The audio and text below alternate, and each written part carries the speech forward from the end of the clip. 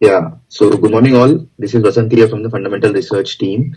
So starting with the U.S. markets. So U.S. markets witnessed pressure overnight with most of the indices witnessed a negative trajectory. That's largely because there was a pressure with respect to big tech stocks, especially the AI stock like Nvidia. Further, there was concerns over rising energy prices. Basically, the crude past $87 per barrel, which was one of the highest in last several months. Also, the investor sentiment was weighed by U.S. consumer inflation data that will be announced today, which is expected to be higher due to the base effect. So all these concerns, kept U.S. markets under pressure overnight yesterday. Also, in the domestic markets today, RBI policy is expected to be announced. While the expectation of the economists is that there will be a no change with respect to the repo rate. However, the hawkish stance or withdrawal of the accommodation stance by the RBI governor would be maintained. That's largely because the inflation number is still higher versus the RBI's range, and it is expected to be higher because of the rise in the food prices. Uh, uh, Especially rise in the food prices. Also, the fuel prices are also increasing. Apart from that, the core inflation is also expected to be higher. So that would keep the hawkish stance by the RBI governor. In terms of the results that were announced yesterday, so a lot of results were announced. Some of the strong results that were announced were by Berger Paints. So Berger Paints Q1 performance was quite good. The revenue came in at around 3,000 crores, which was up 9%. Quarter on quarter, it was up 24%. PAT came in at 354 crores, which was up 40% on a YY basis. The company maintained its EBITDA margins and in fact improved it, and also maintain their market share in the paint industry at around 20% levels. So Berger Paints would continue to be focused with positiveness. Uh, Bumper results were announced by Trent. Net profit was up 46%, revenue was up around 45.8%, EBITDA was up 26%, while margin also remained healthy at around 14% levels. The stock yesterday during the market has reacted positively. We believe that the positiveness and the trend would continue to be there from the result perspective. PI Industries also reported a very strong set of numbers in the chemical space. Top line grew by 24%. Margins expanded by 267 basis points to 46.5%. PAT was up 46% to around 380 crores. So overall, the results were quite better than the street estimates. Another good set of numbers were announced by Bharat Forge. Further, Z Entertainment also announced numbers. Uh, the numbers had exceeded expectations, with the revenue and EBITDA coming in at 6% and 29% above the Insti estimates.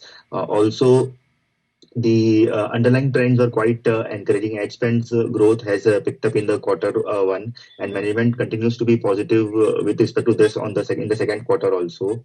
Further, in fact, today the Z stock would be in focus as NCLT order with respect to the merger with Sony would be announced, and a likely positive scenario is expected from the NCLT order. So, considering both these factors, the Z stock could perform well going ahead, and the entertainment and the NC team has also maintained a buy rating with an unchanged target price of around 300 rupees, with valuing the merged entity at 20 times EPS. Further, in terms of the preview, a lot of results would be announced like Somani Ceramics, Page Industries, Hero Motocorp, Apollo Tires. So, with respect to Somani Ceramics, the revenue expectation is the revenue expectation is around 559 crores. The EBITDA expectation is around 45 crores, while EBITDA margin would be around 8%. The PAT is expected to be around 20 crores, which will be up 12% on a YY basis. In terms of the news, Axis Bank would be Max Financial would be in news, as Axis Bank board has approved infusion of around 1,600 crores in Max Life Insurance, which is the most important subsidiary of Max Financial Services. This would be done around by preferential allotment, And yesterday, Max Financial Services results were also announced. The overall results were quite decent enough. In fact, the valuations at which the Max Life or Max Financial Services is trading at is quite attractive. And in fact, we believe that the Max Financial Services now with getting infusion in the life insurance subsidiary from Axis Bank, so it would continue to do well going ahead in the insurance space. With this, Axis Bank's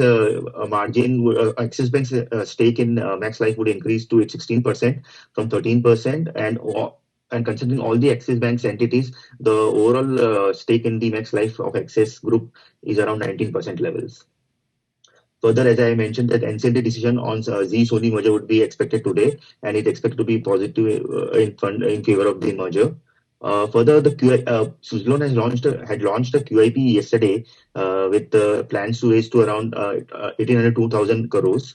The price range is likely to be 17.5 to 18.5.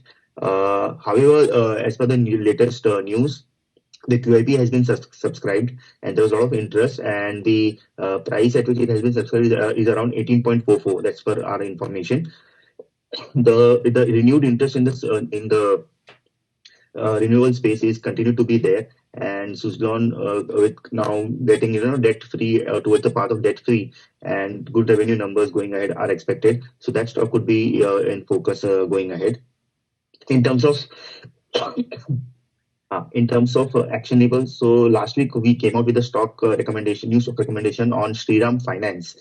We believe that Shriram Finance is one of the most cheaply rated in terms of the valuation versus the Chola and Mahindra Finance. While Chola, Mahindra Finance, and even Shriram Finance both has seen a sharp run up, we believe there is a lot of value that can be seen in Shriram Finance, which is trading at around 1.6 times price to book value versus Chola trading at more than 4 times, and M&M trading at around 1.8, 1.9 times. Further, the business trajectory for Shriram Finance continues to be well in terms of the growth in its auto segment. And management was quite positive for going ahead with respect to the business metrics. So we continue to be positive on Shriram Finance, and we believe that there could be good around 20% upside in over current prices over next 2 to 3 quarters. Further, our recommendations in the recent times which we have mentioned are Shyam Metalics, Ashok Leyland, Federal Bank, DCB, and Bank of Baroda. And Bank of Baroda. Further, 2 stocks which we have not recommended officially but we like is our CSB Bank and L&T Finance. We believe that while a lot of stocks in the financial space have seen a run up, these 2 mid-cap stocks, CSB Bank and L&T Finance, should be in focus as they could see further run up going ahead in the financial space. So yeah, that's it from my side. I hand over for further update. Good morning, all. This is Akshay from the Technicals and Derivatives Desk.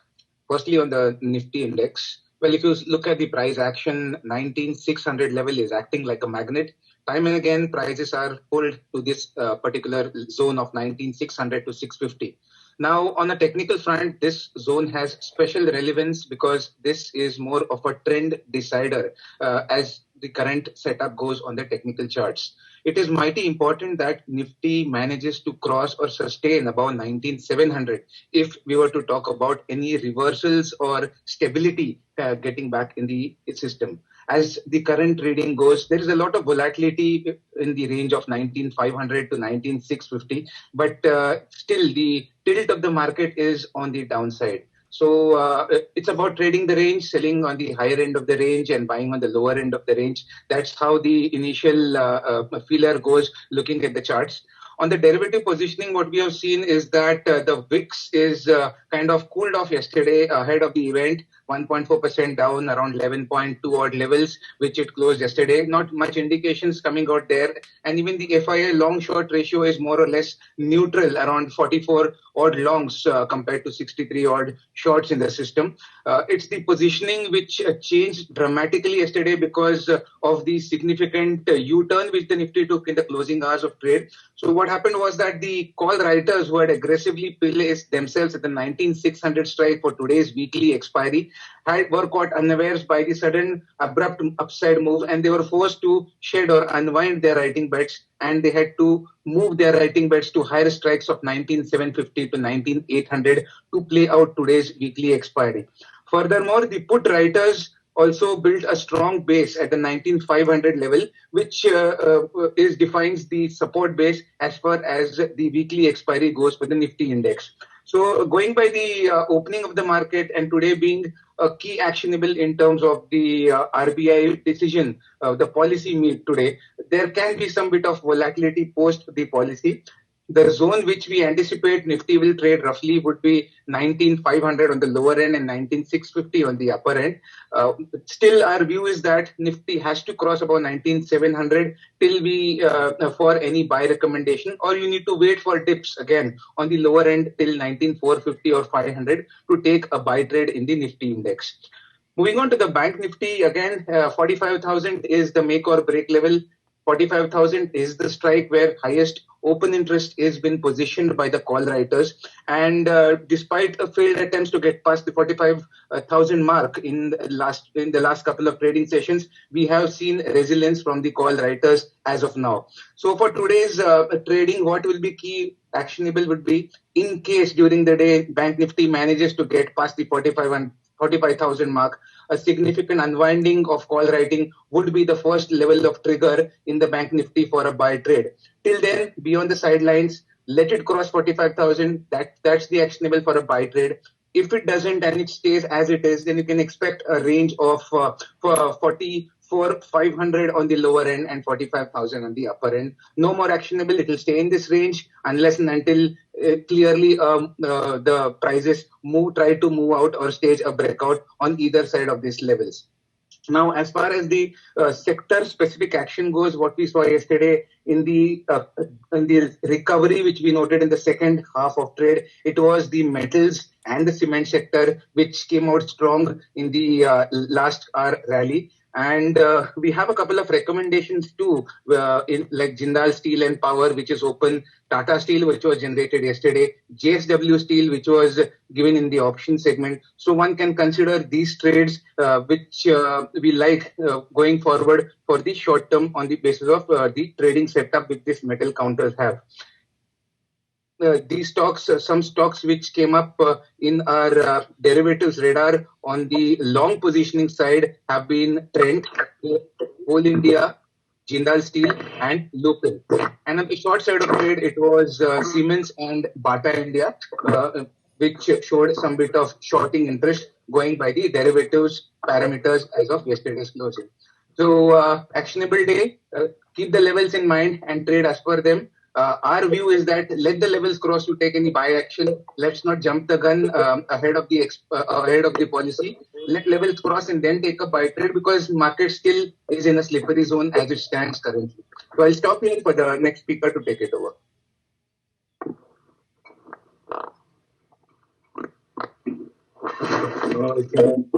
Thank you, sir. Good morning, all. This side for the currency and commodity update.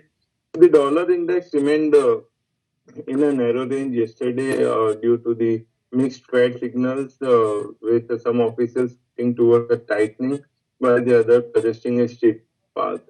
Overall, the market is waiting for the outcome of the CPI data, which is expected today, and market is expecting a 0.2% month-on-month increase, while on year-on-year basis, it is expected to rise by 3.3%.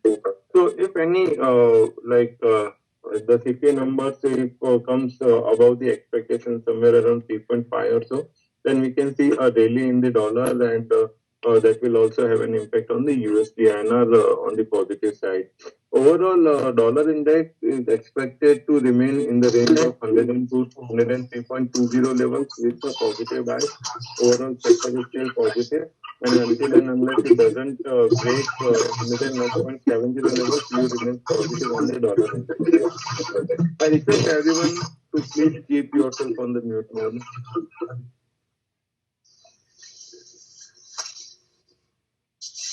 USD INR also moved in a range yesterday, and it moved in a range of only 8 paisa throughout the day. Also, if you look at the daily structure, then the yesterday's price momentum was within the trading range of Tuesday's movement, and thus it formed an inside bar pattern on the daily chart.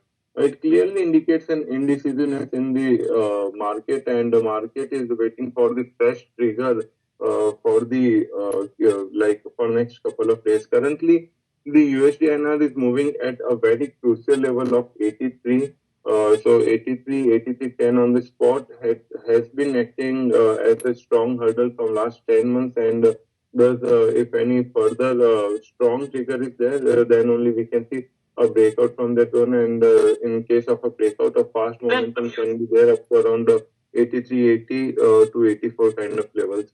So traders should be vigilant to the data as well as the levels to be noticed is the 83.10 on the upside.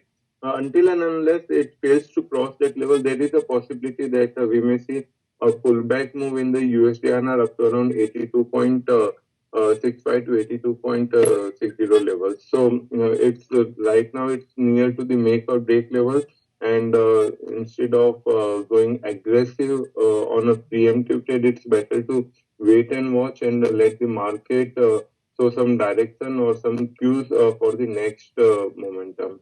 On the commodity space, crude continued the positive momentum for yet another day. The Brent was up by around 1.5%, and crude oil future also rallied towards 7,000 levels in the intraday trades. However, it ended the day around 6,930 levels. We are continuously bullish on the crude prices and are giving the buy calls on the crude, and all the trades work perfectly on expected lines.